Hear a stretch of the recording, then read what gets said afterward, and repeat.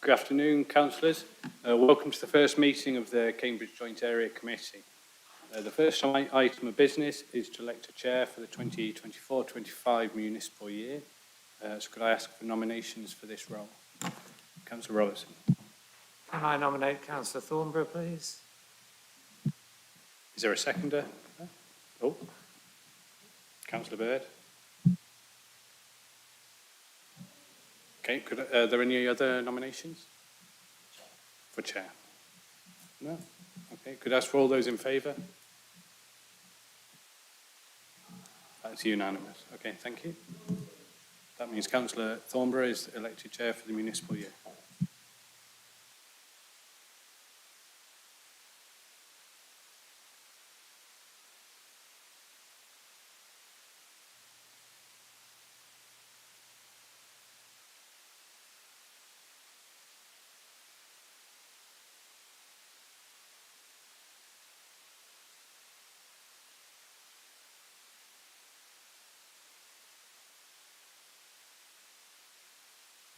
Thank you very much for electing me. Members, can I now ask for nominations for the position of Vice Chair for the 2024-25 municipal year? Councillor Shaler. I nominate Councillor Slatter. Any seconder? Councillor Beckett. Oh yeah, I second that. Yes. Are there any other nominations?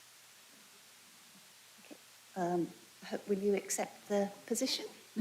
Councillor Slatter.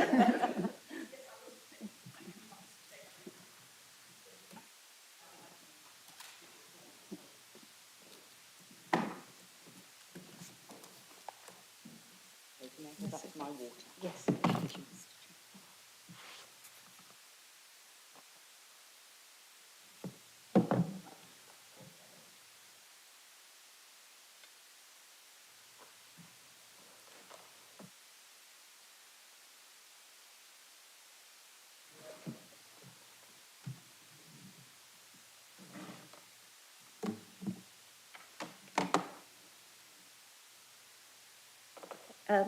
I'd like to begin by welcoming all those members of the public and press who have joined us today, I think maybe online, because I don't think there are anyone else here in person, to this first meeting of the Cambridge Joint Area Committee at the Guildhall in Cambridge. Both councils allow filming and photography at their public meetings, so please feel free to take pictures, tweet or blog during the meeting. But could I please request that members of the committee and the public turn their mobile phones to silent or vibrate while the meeting is taking place? Would the Democratic Services Officer report any apologies for absence? Thank you, Chair. There are apologies from Councillor Boulat and Councillor Ray is here as a substitute, and late apologies for Councillor Rosie Moore, who will be joining late. Thank you. Does any member wish to declare any disclosable pecuniary interest or non-statutory disclosable interests? Councillor Bajan. I mean, we have a habit of declaring our membership of AmCycle. I do. And I think that it's relevant to a committee like this, so I think I will declare it.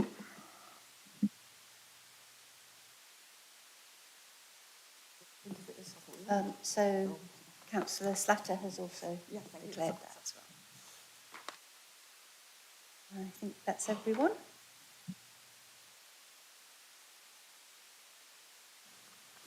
So we have not received any public questions or petitions for this meeting, so we can move on to agenda item 5, which is the first report is on the County Council services that are related to the work of the Cambridge Joint Area Committee, and it will be presented by the County Council Traffic Manager, Sonia Hansen. So that's an overview of the County Council services related to this committee. Thank you.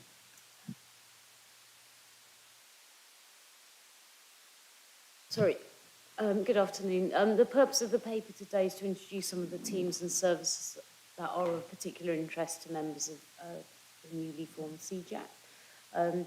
My role as traffic manager and run the traffic management service. So I've focused particularly on the areas within my remit, but also included a little update about highways maintenance and active travel, which may be of interest. So just running through very briefly some of the areas that come under my remit. The streetworks and permitting team, so anything to do with digging up the roads, roadworks, streetworks, footways, temporary road closures, skip scaffoldings overseen by the streetworks team. They're very busy. They manage and coordinate all the works. They issue around 46,000 permits a year, which is double the amount when the scheme started in 2017-18, and around 1,500 temporary traffic regulation orders every year. All of the roadworks and streetworks that can be found on one.network, which is a website which has got very useful information. If you wonder what's going on in your area, you can have a look on there. The link's in the paper. Got a traffic signals and systems team, which oversee the maintenance and upgrade and new signals. Got 412 signals, traffic signals in the county. We have a team called the Traffic Management Centre that get information out to the public. They're our information and communications hub. They put messages on the variable messaging sign. They post on X, formerly known as Twitter, around 275 posts a month. It's at cams_traffic if you want to follow it. And they deal with around 100 incidents a month. So anything like a big hold up on the A14, they get messages out to the public. They also oversee events on the highway. Walking down here today, I saw signs for Race for Life coming up, and so they make sure that all of the traffic management's managed carefully.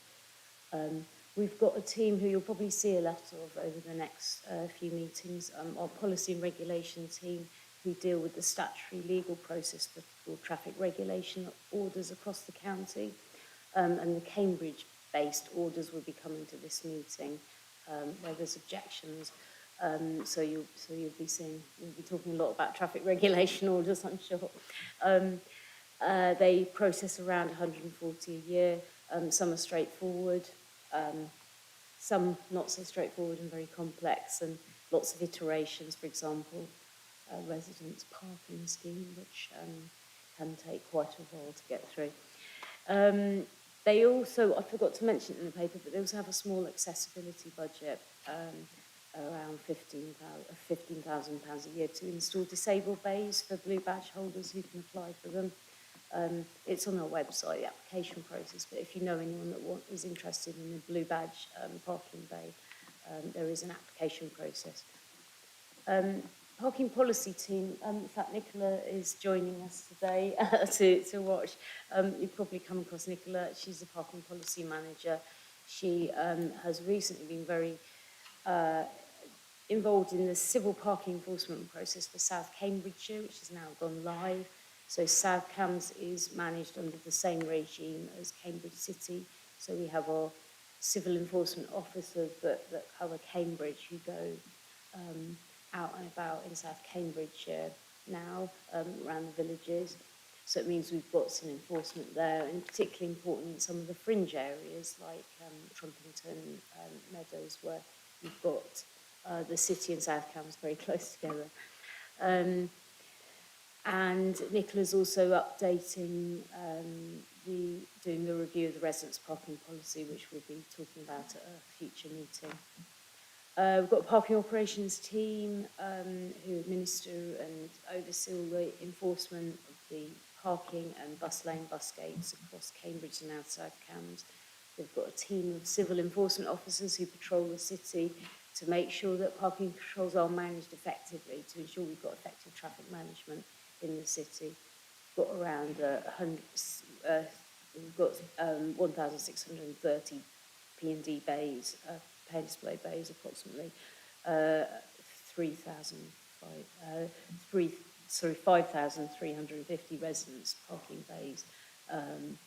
So there's a lot of spaces to patrol. They also do some enforcement for the City Council. And then lastly, just to mention the busway, park and ride, like other services, we've actually seen gradual increase in passenger numbers. It dropped off severely during COVID, gradually getting the figures back up again. But Park and Ride sees a rolling 12-month figure of about 3.35 million passenger journeys, and the busway 2.7 million passenger journeys a year. So again, a very busy team. I've mentioned in the report briefly highways maintenance and active travel teams, and I've given in the appendix a list of contact details and where to go for more information. So hopefully that's of some interest to members. Thank you. I'm going to go back a little bit because I'm going to ask the members of the committee to introduce themselves because we didn't do that. Sorry. It wasn't on my crib sheet, but I'll start. I'm the City Council representative for Cambridge City. Thank you, Katie. I'm the Philippa Slatter County Council for Trumpington. And then we start from Hello, my name's Alex Beckett. I am the County Councillor for Queen Edith's, and I also chair the Highways and Transport Committee at the County Council. Hello, I'm Karen Young. I'm a Queen Edith City Councillor. Hello, I'm Naomi Bennett and I'm the City Councillor for Abbey Ward. Hello, I'm Neil Shaler. I am the County Councillor for the Romsey Division, and I'm also the Vice Chair of the Highways and Transport Committee on the County Council. Hello, Mike Black, County Councillor for Arbury Division. Thank you.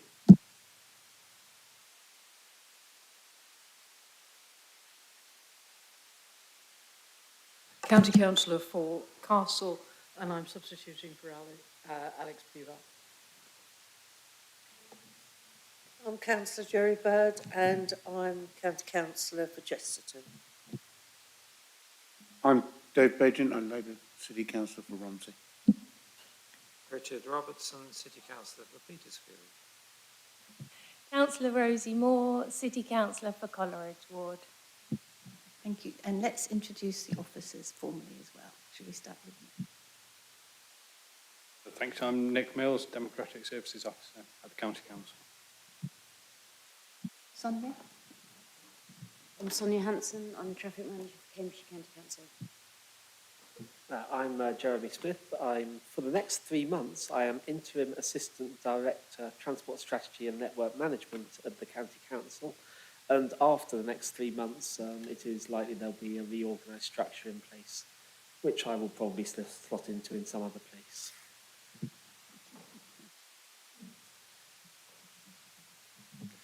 I'm Tim Weatherfield. I'm the Urban Growth Project Manager at the City Council.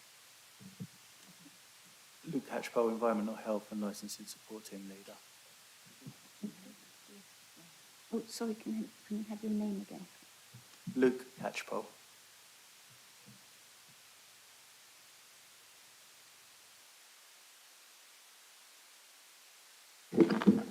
Nicola Gardner, Parking Policy Manager. Thank you. And running the committee today is? Hello, Boris Herzog, Meeting Producer. Thank you very much. So, would the members like to debate any of the report from Sonia? Naomi Bennett, Councillor Bennett. Thank you, Chair. I just wanted to ask Sonia a question about the doubling in request to dig up the road. And I wondered if Sonia had any views as to whether this was a temporary phenomenon while we catch up with lockdown, or just a continuing increase that we need to live with. I'll take another question from Councillor Slatter and then we'll come back. Mine wasn't really a question, but I know this is a policy-making committee, and not just to help us do our casework, but the county councillors find it very useful. We've got a list of names as well as generic emails. Thank you, Chair. And So if there was cases that we could have a list of who to get in touch with, it can speed things up. And if our names are against this committee, people may turn to us sooner than their ward councillor. Just a suggestion, thank you. I think that's a good suggestion. Richard, Councillor Robertson, and then we'll come. I wanted to ask about two issues which are not very clear who is in charge of them for the county. One of them is parking on pavements. I know I think that's been taken to the highways, but I'd like to know whether it's going to come our way. And the other one is painting of, continuing painting of white lines on roads, particularly cycle lanes. Who's responsible for that, and why are they not being done? Sonia, can you pick those up? Yes, of course. Thank you, Chair. The increase in permits, that's a really interesting question. I don't know the entirety of the answer, but I would say that a lot of it's due to the fibre companies and the rate of development in our area. It's the rollout of all fast fibre broadband has meant that we've just got a proliferation of fibre companies doing a huge amount of work, needing a lot of permits. So I can try and find out a bit more detail, but that's largely why. Will it carry on? I think it may eventually tail off when everybody's got fast, but then there'll probably be another even faster broadband to roll out. So, yes.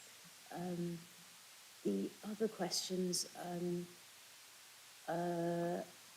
parking on pavements. Well, that's an interesting one. Yeah, we did take a paper to Highways and Transport Committee in March.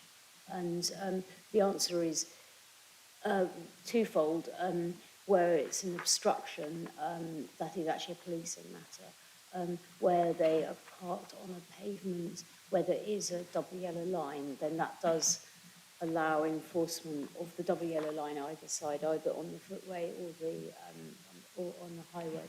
But if somebody is parked on a pavement footway and there isn't a restriction on that road, then there's nothing that we can do from the civil enforcement. Painting of white lines, that is something that Highways maintenance team are involved in. I think it was mentioned, but there's certainly a report it email, so if there's a white line that you think was faded, then you can report it, or you could speak to your local highways officer. One of the points Councillor Robertson was raising was about whether some of these might come to this committee, but I will leave that until the end of the items on this current agenda. Councillor Beckett. Thanks. I actually just wanted to come back on some of those slightly, particularly the issue of the roads being dug up, as Sonia says, it is a real problem. I think we have 27 different utilities currently operating on the roads around here. Was the last stat I heard from Sarah Widows, and it is the fibre. It's not just the fibre though in Cambridge City. We also have National Grid running a huge amount of grid reinforcement. So that was the works that happened in the south of the city right now. Came from Sainsbury's all the way through down Warts Causeway, and there's a lot going on there. We also have Cadent going for a whole load of renewing of gas works. We have a lot of very ageing gas pipes in the city. So all of that added together lead to a bit of a annus horribilis in terms of how much is going on, and it is very difficult to manage. I do just want to pay some tribute to Sonia and her team for the work that they do in managing those. It is incredibly complicated, but maybe it is something we can come back to later because there is so much work that goes into it. In terms of pavement parking as well, I actually brought a motion to the full council, the county council, for pavement parking as well. It is a serious issue that we have. As a result of that, it's actually been sent to the GCP, which I think there's some members of the GCP here. I know Councillor Shayla and a few others, Councillor Bajan. So the GCP now have a trial project looking at addressing pavement parking in the city, particularly looking at whether red routes and things like that could help with things, because as Sonia points out, whether it's slightly hard to enforce things, particularly with loading restrictions and not loading restrictions on some of our roads. I think we all see the issues on roads like Mill Road and the problems there are. So just wanted to fill people in that it's kind of there's many different strands to our rich governance environment with many different things being considered in a whole bunch of different places. Thank you. Councillor Bajan. So in regard to this going to the GCP, they're not an enforcing authority, are they? Sorry, we could get into a long conversation here. I think we should stick to the agenda, and these are all really big issues which we could spend all meeting talking about. You know, the utilities, pavement, parking, what the GCP are doing. So I think we should. Do you want to raise a specific point that we can ask Sonia, Councillor Bajan, and then if there are issues that we want to collectively discuss or have a workshop or after the meeting or ahead of the next meeting or running through the year, then I think there may be some bigger issues that we can deal with more time. Well, whichever way we go around it, it's an unavoidable situation that we have a serious issue with pavement parking in the city, in my area in particular, Romsey, and in Richard's area, Petersfield. It seems as though the pavement, and I'm sure other people will have examples, it seems as though the pavement is a car park. And despite, I'm told that there's a lot of enforcement going on, but it doesn't seem to make any difference, so it's not working very well. So I'm part of a group of people that are suggesting that we need some physical barriers along the pavements to actually stop those cars coming onto the pavement. It's a relatively cheap event. It's something that we could experiment with, and Mill Road, parts of Mill Road would be ideal for that. So I don't know how you want to deal with it, Chair, but it's going to be one of those things. If it's gone to the GCP, have we given them all decision-making powers on this, or have highways, or is it going to be a CJAC issue? Because it really is a local issue, and I wasn't going to speak at this committee. Well, Councillor Bajan, is there a question for the officer Sonia about the paper that she's prepared? Because it is a huge issue, and I think there were lots of nodding heads. It's a big issue across the city, and it's something we're all interested in. So we could ensure that that comes back to as an agenda item for this meeting, so that we can have more time to discuss it, because it's such a big issue. But do you have a question? So are you saying that we can't deal with it today? That's right. It's too big an issue to deal with it today. We will note that we want it as an agenda item in the future, but it may be that we actually have to we do a workshop. Might be more appropriate to focus on that. That sounds like an excellent idea, Chair.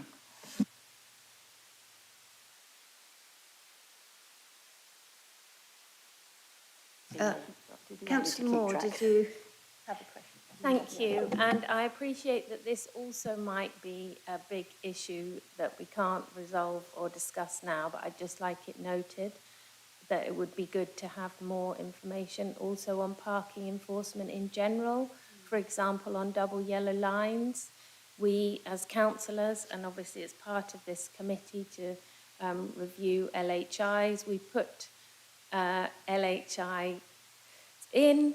We're successful, the double yellow lines get painted, and then people still park there, and sometimes it can be very dangerous, and sometimes it's also quite frustrating for residents. So I wonder if we could have a follow-up on that, please. Thank you. That seems like a directly linked point to what Councillor Bajan was saying, so thank you very much. Do you want to come back on any of that? Yes, sure, thank you. Just on the parking on double yellow lines, we have an email address. I don't know if it's on the parking control. You could contact parking control if you've got specific concerns about an area. And within the resources we've got available, they'll try and get to that.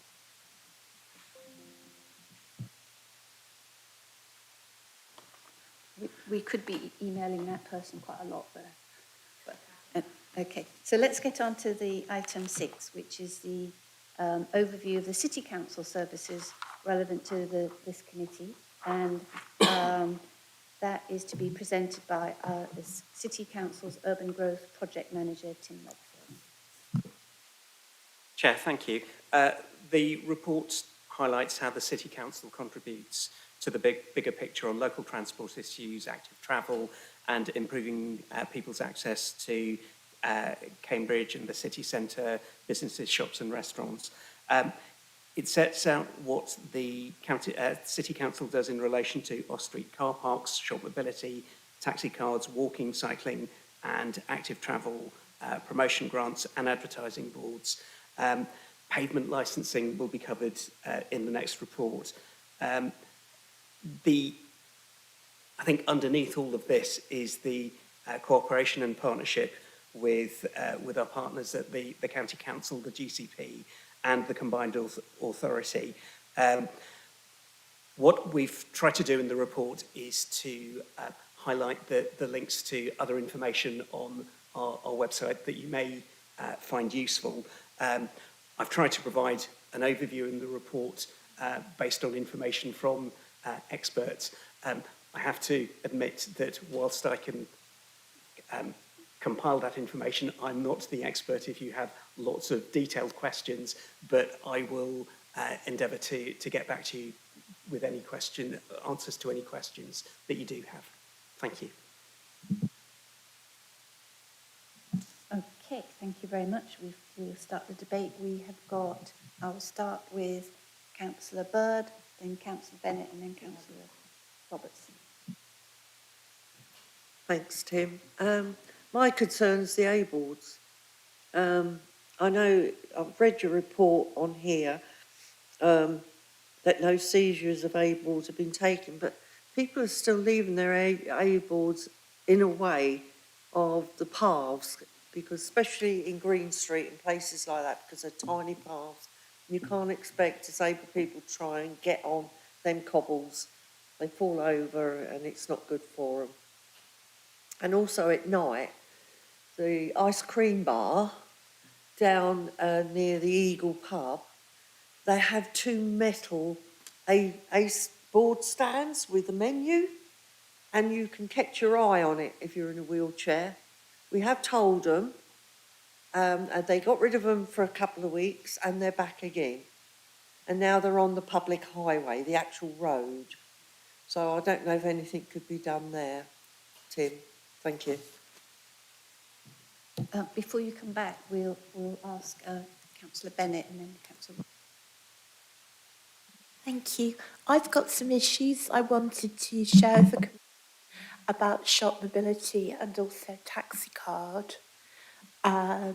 Starting with shop mobility, those of us who are planning councils will be aware that we insisted on the shop mobility unit at the Grafton Centre staying, despite the Grafton Centre redevelopment.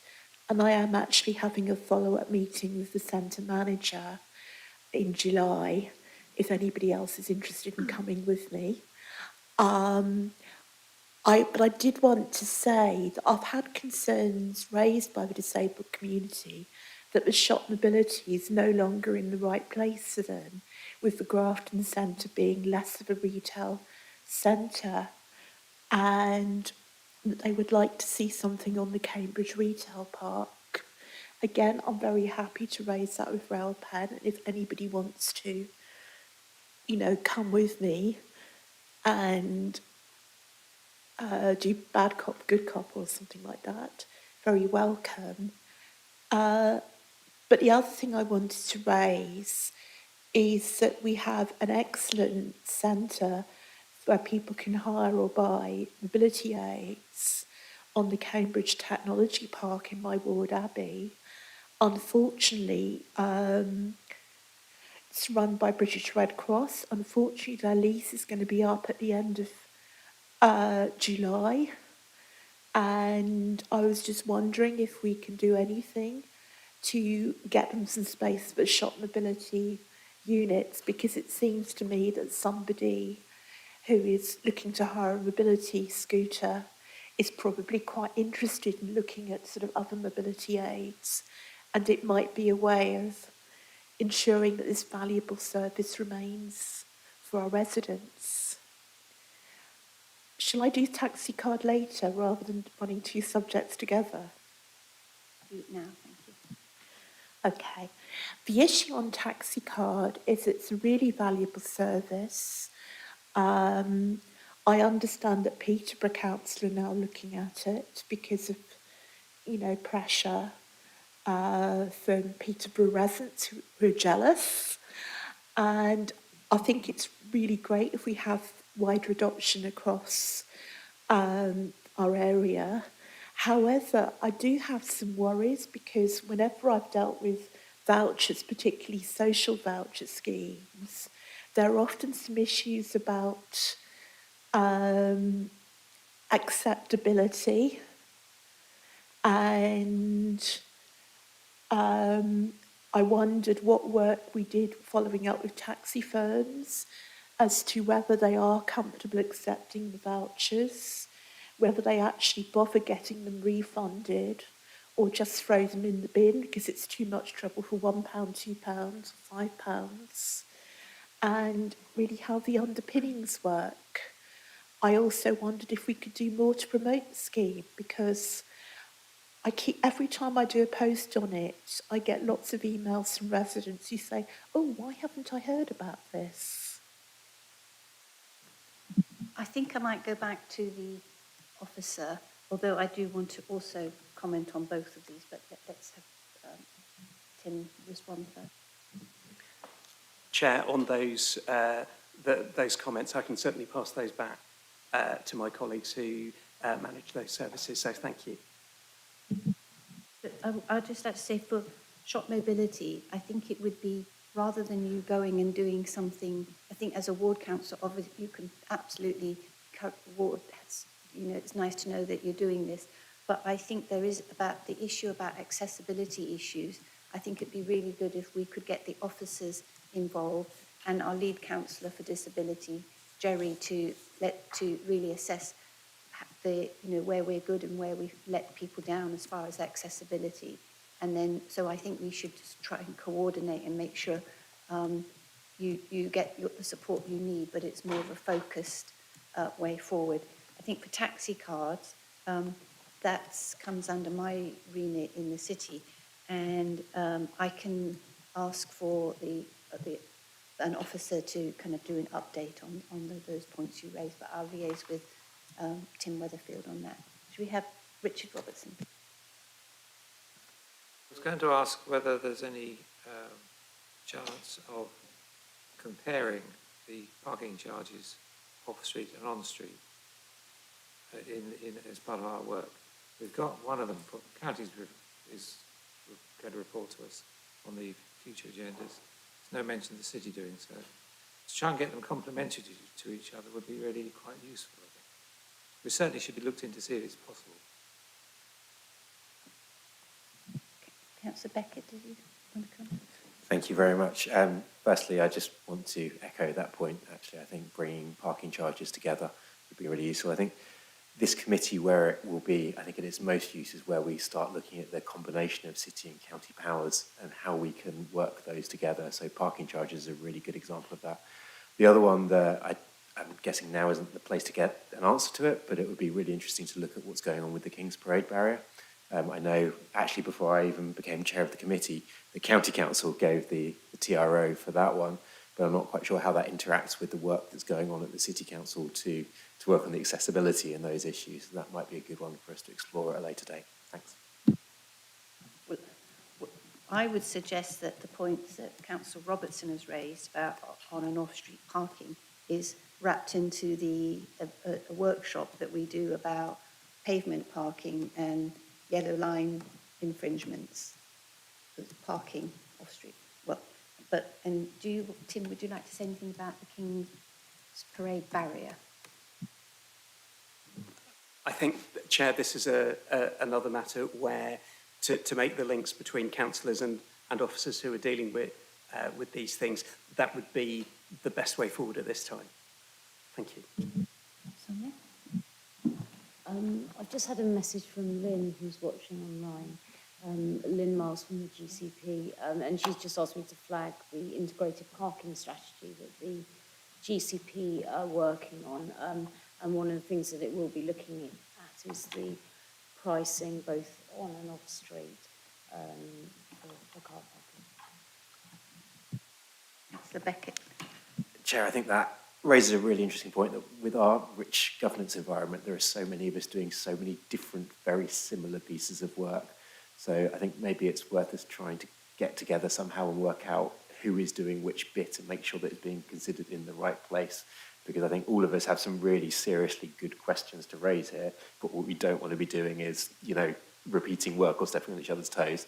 So I'm sure we can all work together on that one. Yes, that's a good point. We will, that's partly why we're here, but that's a good point. Okay, I think we move. Put myself down, if that's all right. Yes, it follows on very nicely from what's already been said to do with access issues. And I thought it might be worth mentioning, though it's very much in the early stages, that we have plans for a disability consultative database, which could well be dealing with things to do with access, physical access, but many other things if we're wanting right throughout the county and the districts to know what's the best thing for play equipment, what's the best thing. Of course, there are conflicts of interest. We know that from the Disability Consultative Panel, as was. So we have a county officer, Carl Suckling, and one of your officers, as I think you probably know, Mark Taylor, working on that. And when we've got a little bit further along the way, I hope this committee could be a good one for promoting it. The idea is you sign up as somebody who's something to offer. So it's a voluntary thing. And with IT these days, it's relatively straightforward to hold a database like that. So that might well be the sort of place we go to ask, is this idea a good one? Would this work? Tell us something we don't know about it. You know, that would be very helpful. My own question was about bus stops, because I'm never quite sure what the status of bus stops are. I know many years ago, before you were all born, we had the idea of advertising on bus stops, and everyone, well, you can't do that. And now we've got them. But who keeps them up to date? Who cleans things? Have we got any buses coming to them? Is another issue. Now that's what you're thinking, but let's set that pain aside. But in terms of the actual physical thing on the pavement, you know, who do we turn to if there's an issue about a bus stop? You're looking really helpful. I think that's I think the answer is very complicated. And Yes, again, I think we need a separate paper on that, really. I'm sure you're right. I think four different organisations are involved in bus stops. Really? I could only name 3 myself. Right.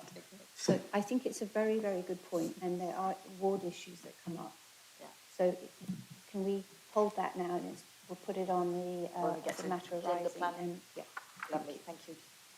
We've got, let's have Councillor Young, and then Councillor Bird, and then Councillor Bennett.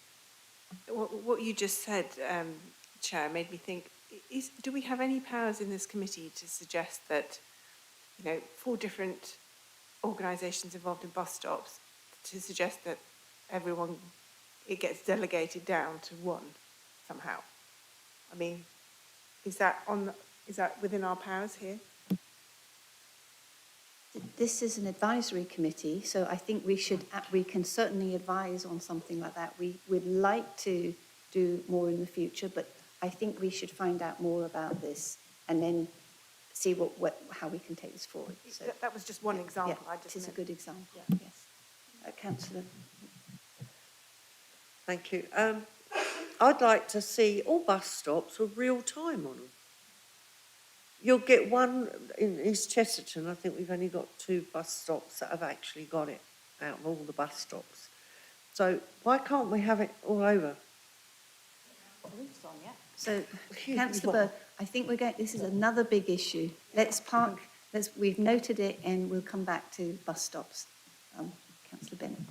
On our bus stop issue, could we perhaps suggest a bus stop map so that we can look at the map and say, oh, that's Clear Channel, oh, that's County Council, oh, that one doesn't seem to exist anymore.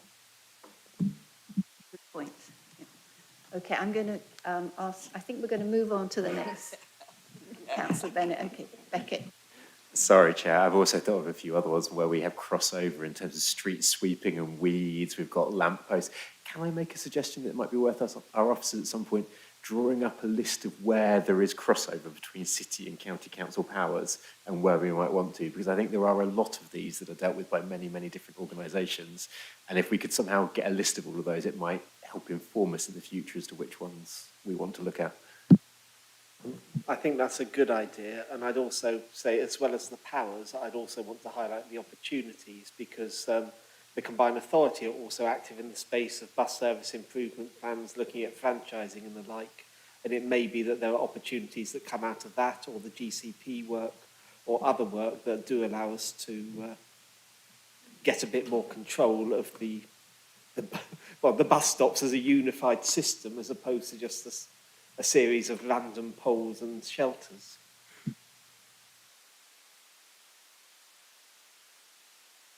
I'm keeping a list of what we're agreeing as we go forward. So far we're going to have a workshop on pavement parking infringements and yellow lines infringements, and we would like a report on bus stops, and it will be an example about the complexity of what we're dealing with, and then we can have a list of other items which are across local authorities, as you've suggested. Yes. Discuss which ones work. So should we go on to item 7, which is pavement licences? So it's the final report is on pavement licences, and it's to be presented by the City Council's Environment, Health and Licensing Support Team Leader, Luke Catchpole. Thank you, Chair.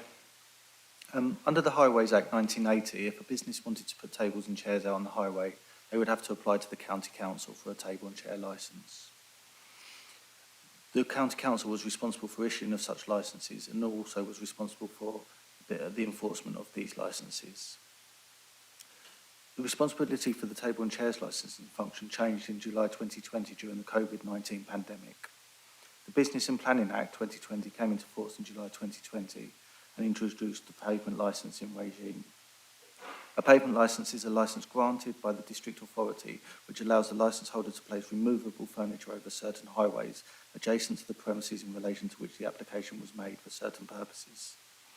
This provided much needed income for businesses and protected as many hospitality jobs as possible, particularly during times of reopening during the COVID pandemic.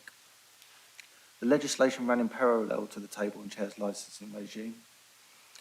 Businesses which had table and chair licences with the County Council prior to the change in legislation could renew their licences with the County Council or apply to Cambridge City Council for a pavement licence. However, if tables and chairs were put out on the highway unlawfully, it would be for the County Council to continue to enforce this and remove the furniture. The Levelling Up and Regeneration Act 2023 makes permanent the pavement licensing regime under the Business and Planning Act 2020 with a number of changes. The Levelling Up and Regeneration Act introduces a standard fee cap for both new and renewals of licences, as well as increased consultation and determination periods.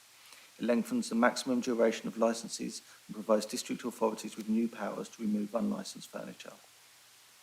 This report is to update members on the changes to replace table and chair licences regime to pavement licences.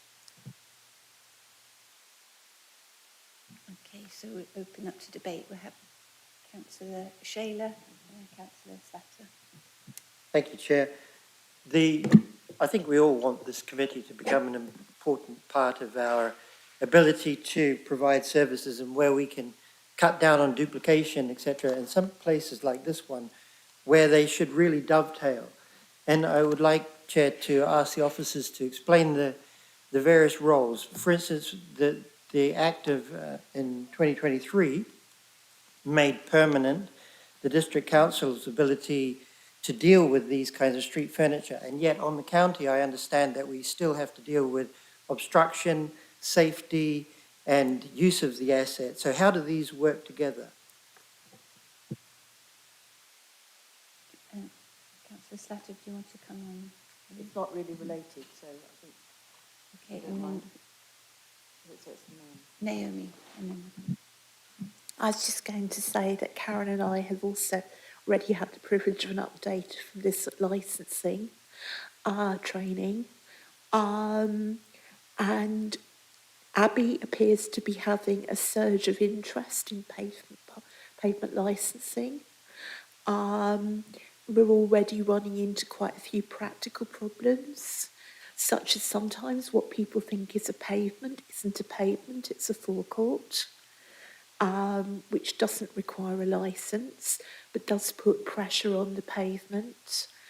And I've also been asked a couple of questions, which for some reason were not covered in the training. With burger vans, quite a lot of burger vans. I hadn't really expected that they would be asking for pavement licensing, but they are. And I also wondered if we could maybe have a think about what does good look like. Do we prefer portable furniture that can be taken in at night so we don't have antisocial lingering? Or do we prefer permanent fixed furniture that can't be picked up and used in a fight or stolen or moved in ways that make it more of an obstruction? How long do we want to leave on the pavement? Do we want to stick to the LTN 120 rule? And all these things are puzzling me. Thank you. Thank you. Well, I think I sort of overlap with both of those. My concern I did want to raise is the confusion you get whether something's a pavement or the road or a lay-by as well as the forecourt, and what happens when the road isn't adopted yet. I mean, this is something that's a live issue in Trumpington, and I know it will be in other new build areas where we wait for hours, a bit like Godot, to get adoption. But seriously, the creation, the role that can be played by food vans is immensely useful. One can have coffee cart society, really helpful, especially in new developments, but not entirely in theirs. So good street food vans are a real benefit, and there is quite a lot of resistance to them amongst officers because they're not trouble-free. But I would like this committee to hammer out some of those issues, both for the unadopted, but also for just general use. That we rather, I like your phrase there, what does good look like when it comes to food vans, street traders, and if anything is changing in terms of it being somebody else's authority, I was unaware of that because I encouraged a coffee cart to apply for a licence as a street trader to the county because it would be on the pavement. I think she got the acceptance, but I may well have to check up that I've pointed her in the right direction. So any change like that would be good, if that's possible, to try and clarify this. That would be very helpful. Fresh from the Academy of Urbanism, where I gave a presentation on just this subject, because they can be really useful. Luke, would you like to come back on that? Yeah, I'll try. Regarding the first point, where it dovetails on that, our enforcement now sits with pavement licences. So if a business applies for a pavement licence for, say, example, 6 tables and 12 chairs, and we find that they've got 8 tables and 20 chairs, we can then enforce on that because that's not meeting the licence that was granted. If they don't have a licence and they put furniture out, we can now enforce on that as well, whereas before it was the county. But it has to relate to pavement licences. So, for instance, this legislation does not cover A-boards, so we would not be able to go and remove A-boards under this legislation.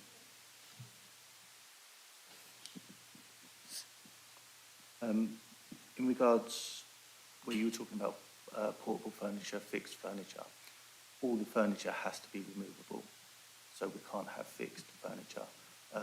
It has to be taken in by a certain time each day, which will be determined by the licence. If they apply for a licence till 9 o'clock, then they would have to be taken in by 9 o'clock.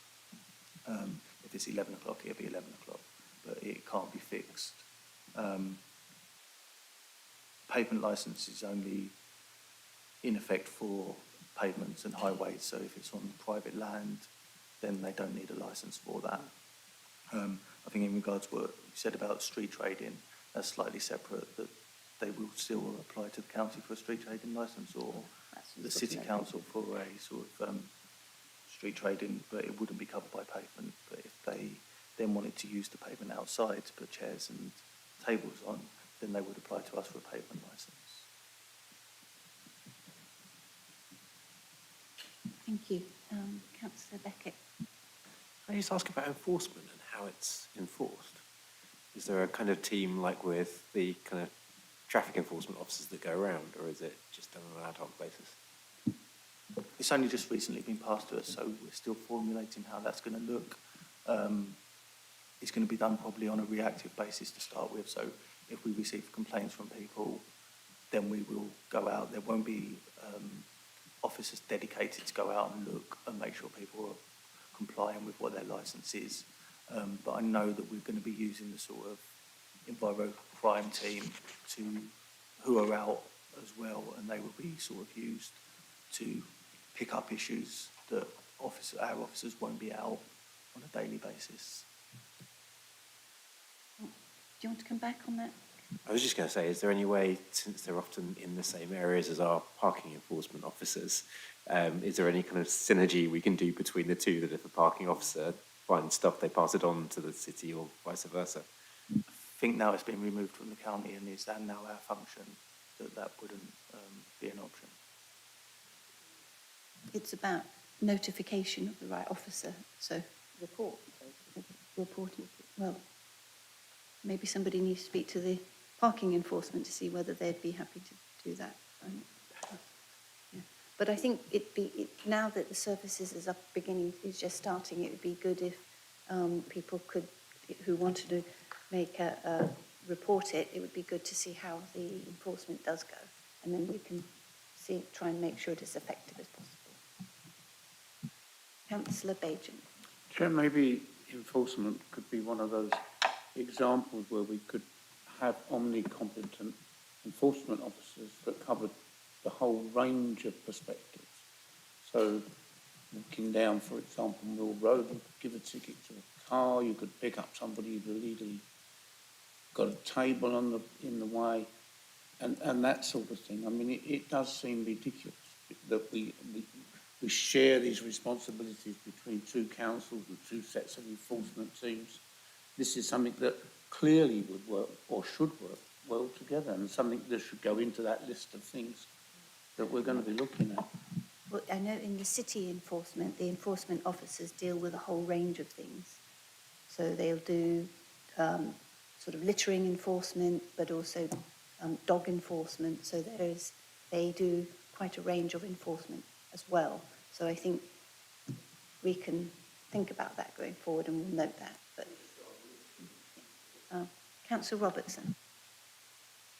Just commenting on that last point, the enforcement officer on the ground would have to know what exactly the rules were for each licence.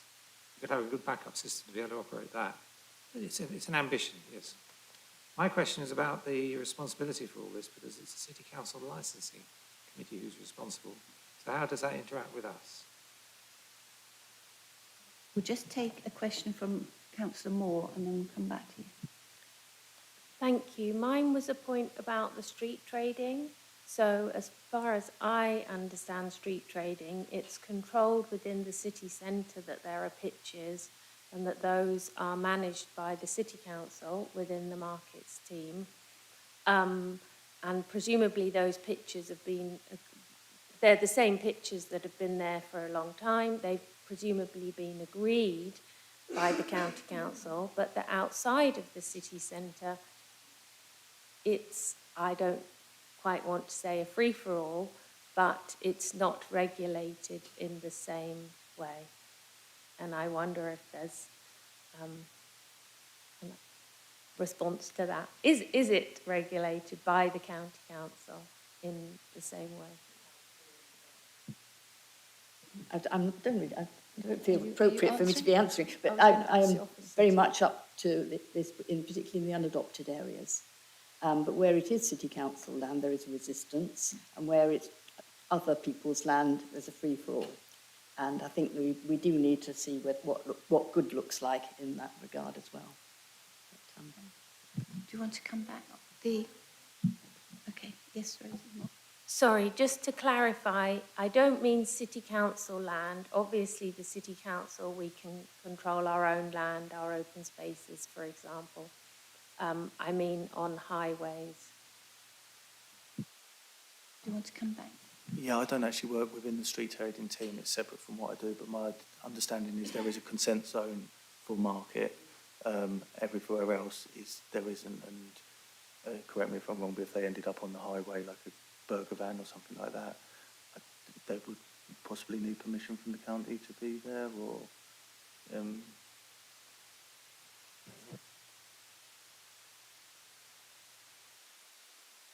Councillor Bennett. I have been assisting some residents who actually operate burger vans or food vans of some sort, and our complicated system is a real barrier to entry for small businesses.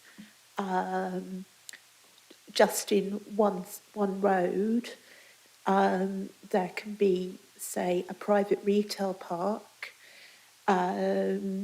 where the tenants have restrictive covenants in their leases that forbid vans of this sort. There can be other private land, such as pub gardens, which may be available to use, usually for percentage of takings.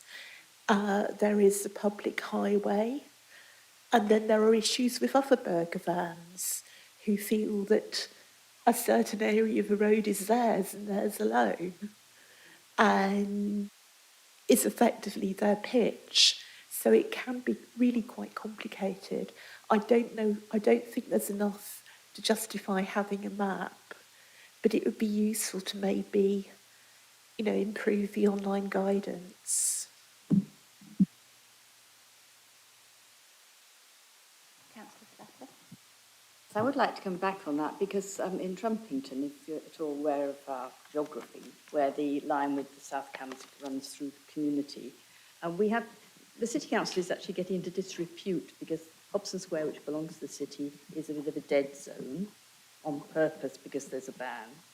And over the border, near where you live, Karen, we have a well-organised community effort on land that nobody's defending, in Trumpington Meadows, and there they have a rota of food vans and other things going on very successfully with some community benefit,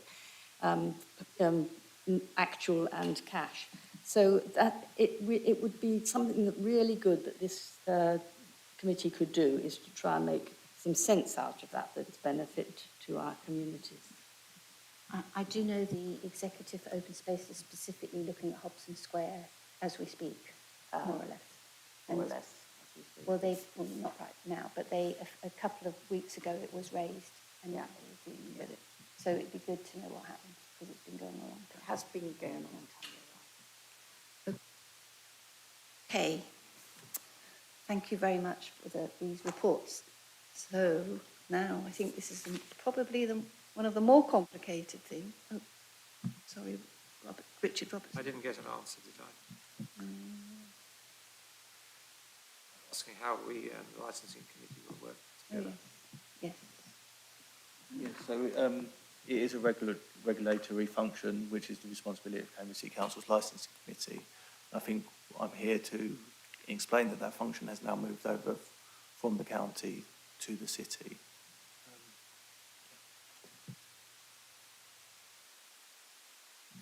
If there's a question of developing policy, will it be the licensing committee who does it, or CJAC? Or is that something still to be thought up? Do you know the answer? I don't know the answer to that. Well, that's something on the list again. Okay. Councillor Beckett? I thought in our terms of reference, licensing was included, and table and chairs licenses was included in our terms of reference for this committee. But maybe we can clear that one up. Yeah, no, in the terms of reference, there is this delegation to consider and advise on ways to ensure alignment, coherence and efficiency in the way table and chair licensing powers, pavement licensing powers and A-board policy are applied. So it's an advisory role for this committee. Okay, so we advise on what policy we think is a good idea. Okay, good. Seems to be that what's been agreed so far. Yep. Okay. Okay. Councillor Bennett. I'm not saying that this isn't a licensing function. I understand it's normally dealt with by officers. I've never seen it come to committee. But I think that we do have a role where there's interaction with this and other policies. If I can channel Councillor Katie Porrer for a moment, having all these diesel-powered food vans pumping fumes out in residential areas is far from ideal. You know, if we could connect in places like Hobson Square have power points they could connect to, and then, you know, that could be a revenue source for the council in that we could charge for a connection fee, and actually manage the rota to everybody's benefit, as Philippa's suggesting. So I do think there's scope for interaction, and I think licensing is licensing, but licensing quite often blends with other things, and I think I don't wish to usurp the function of our very skilled licensing and envirocrime officers, but you know, I've just given one example where it bleeds into other policies, and I'm sure you could all give others. I know that's something they're specifically looking at Hobson Square, and it would be good if there was some good examples that we could, well, for new developments, where these sorts of things could be pre-agreed so that we knew what was going to happen. Okay, thank you. Councillor Moore, do you want to come back? Thank you. Just to say, I think that the licensing, pavement licenses is a bit different to street trading and the markets, and so that isn't dealt with by licensing committee. It's dealt with by the markets team, and actually it's in my portfolio as exec councillor. And that's what I was saying about the city centre is different. I can't remember, you said it was there's an official name for the zone, but it's controlled within the city centre, but it's different outside. Thanks. And also the market square, the market in central Cambridge is a protected market, and that's one reason why certain new spaces have certain provisions and not. Yeah. Okay, I think we're going to move on to Councillor Beckett. I was just to say, can I make a request then that to a future meeting we possibly bring the policy back on all of this for us just to have a look through and make sure that we understand it and possibly discuss? I'm just going to go on to future agenda items. So, this is the final item on this for this meeting. Number item 8 is about our agenda plan.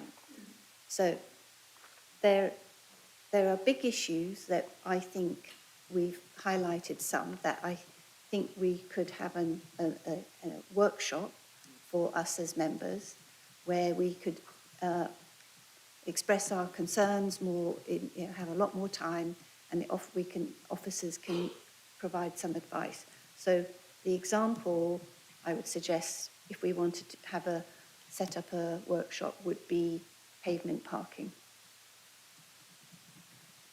Possibly. Let me just and then there are different things which are agenda items to come back here, where there will be reports. The public can ask questions and make comments, and we will have a report and we will debate what is on the report. So these are slightly different things. There is also. So I think Councillor Beckett wants to come back. So I was going to suggest let's try and agree one workshop, and then we'll talk about any agenda items. Okay. Thank you, Councillor Thornborough. I think what I was going to say is I think where this committee can be really valuable is where we look at cross-cutting issues, so issues that are city council responsibility and county council responsibility. So I think if we're going to do pavements, I think what would actually be really useful to be consider pavements as a whole and consider the policy that goes with signage, burger vans, all of those sorts of things, and then also consider the pavement parking policy regulations to go through. So I think I would suggest that if we do it as one combined, looking at pavements and where they cut across, rather than individual ones each time. Yes, I agree. Yeah. Councillor Young. I agree with all of that, but I really think we need to be careful that we're not duplicating stuff. There's going to be such a danger here in this committee with the GCP, the mayoralty, city council and county council all doing stuff. And it's a complete waste of officers' time to be talking about pavement parking if the GCP officers are going and doing so. I don't know what they're doing, but we should not be doing that unless we're absolutely clear that we're not duplicating something that the GCP is doing. I'll let Councillor Beckett comment first. I totally agree, Karen. I think what might be really useful is a paper. We outlined recently at Highways and Transport where different transport responsibilities lie, and there was a great paper that came on who's dealing with different things. I think actually, if people would like it, a good first paper for this would be who's responsible for which bits and who's investigating which bits, so that we can actually all understand where those responsibilities lie and who is currently acting in these areas. Because you are exactly right, if we're not careful, we duplicate a lot of the work that's going on. So I'll just say, a workshop when I suggested a workshop, it is an opportunity for us to get more information on complex, quite specific but cross-party specific issues where, and I'd work with Philippa to arrange it, we'd get the information, we would think about the questions that on this one area and make sure that it's so that we can become better informed on these topics. It's not to make decisions because we're not a decision-making committee. Okay, but can we just make sure we understand what the GCP are doing as part of Yes, that? we could certainly ask the GCP to come and give us information and without duplicating effort. I think we should try one. Let's try one and see how it goes. Councillor Bajan. Yeah, I mean, I understand about all these possibilities of duplication, but it's a question of let's get something done that's positive. Pavement parking's a big issue. If the GCP are involved, then they can attend the meeting and tell us what they're going to be doing on behalf of the county council, I suppose, under these circumstances. And then we as a workshop can make an advisory to this committee, and then it can go through whatever process it needs to go through, and then we'll have an example of how this committee can work. If indeed it needs to go to highways, then indeed it would do that, but maybe this committee could perhaps deal with some of the issues themselves here. I agree with what Councillor Young said. We don't want to be duplicating, but at the same time, we don't want to get caught up in piles of bureaucracy. Let's just have a workshop and kick it to death until we find an answer. I think we all want the same thing. Thank you. So, Councillor Slade. I'd certainly like Councillor Thornborough to have convening powers to get the GCP to come and explain what they do. Because, as you say, we need people in the room. We don't want to suddenly find, actually, they've been doing it somewhere else in a different way. Absolutely right, Councillor Bajan. Yeah. So can we talk about the agenda plan? So are there any updates from officers on the agenda plan? Yeah, thanks, Chair. Just to note that there is an additional meeting that's been convened for the 25th of July, and an invite has been sent out, and that will look at some of the, all of the items that were deferred from this meeting, and potentially a couple more. Councillor Bennett.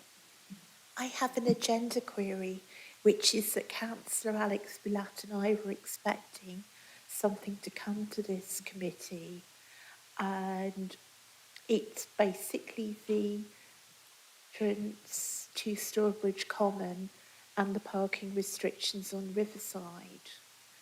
And I don't see it on the agenda. I don't know whether it was postponed because of elections or it was never meant to come to this committee anyway. But it does seem to be well within the remit. I can find out, but That'd be lovely. I'm not sure why you thought that.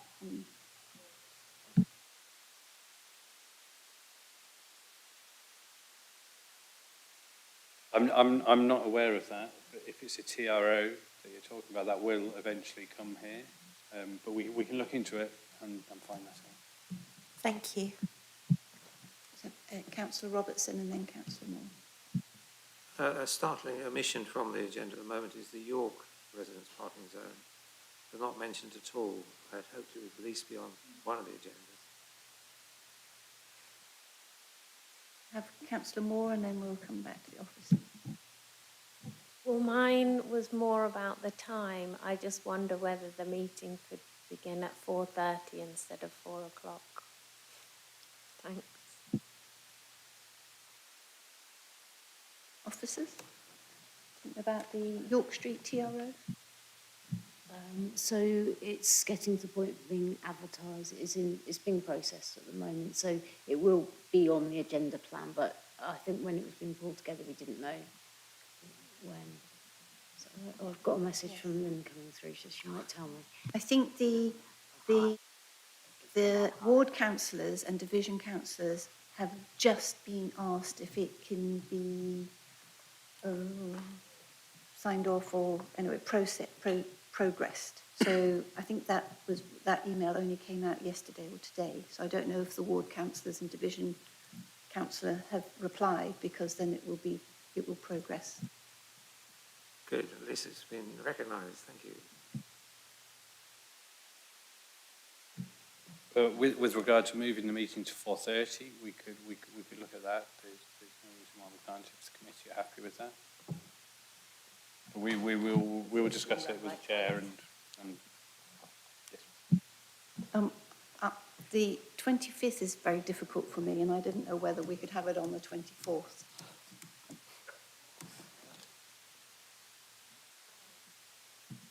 There's no room availability on the 24th because there were a lot of meetings rearranged because of the election, and with the summer coming up straight after, it's just that was the only date available that we could have. Isn't 24th July planning the new date? I believe so. That's why we didn't have it. That was one of the reasons. Yeah, but we could finish planning and get to here for 4:30 or 5 even. Not if it's like 5 is better. I love your optimism. We'll have a look into that. Councillor Shayla. Thank you, Chair. There's the agenda item coming forward about the review of residence parking. I very much hope this will be more than just the hours charges of the existing ones. I understand that there's a wider ranging review underway, and I'm not sure when that will report, but I would really hope, I'm sorry, I'm looking at Nicola here, that can be part of that. Thank you. That would be very good. Do we want an officer to respond?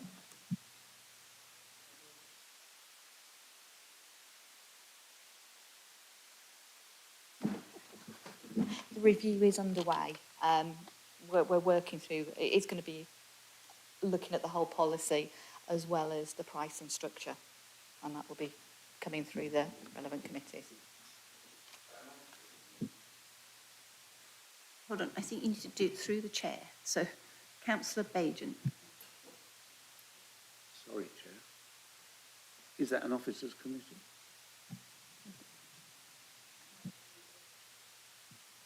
Once it will be coming through, because it's related to a TRO as well, it will be coming through this committee as well as the Highways and Transport Committees.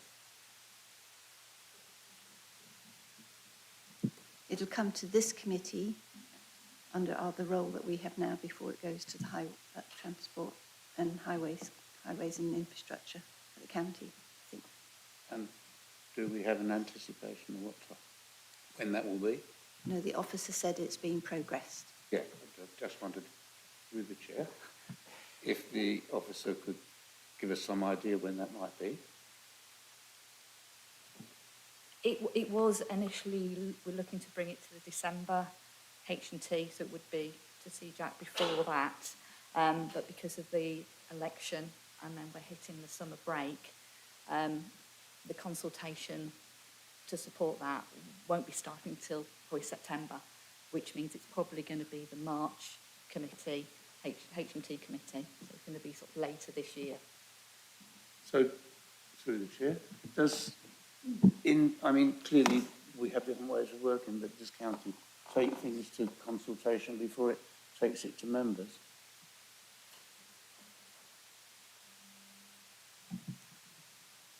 No?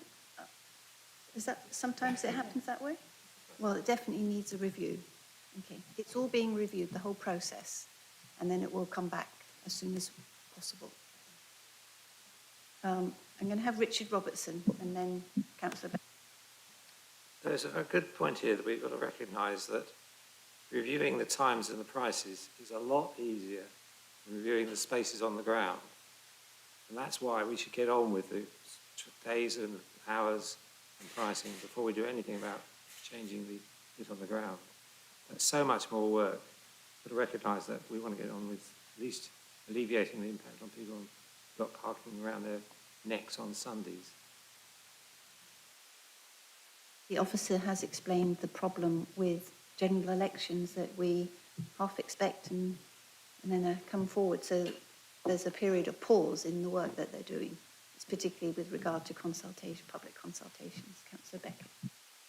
Thank you, Chair. Yeah, I think we also just have to be aware that we now have civil parking enforcement in other districts as well. So we're going to have to be careful in finding the balance of what is still county and highways and transport, because it needs to be consistent across the county, and what is Cambridge specific.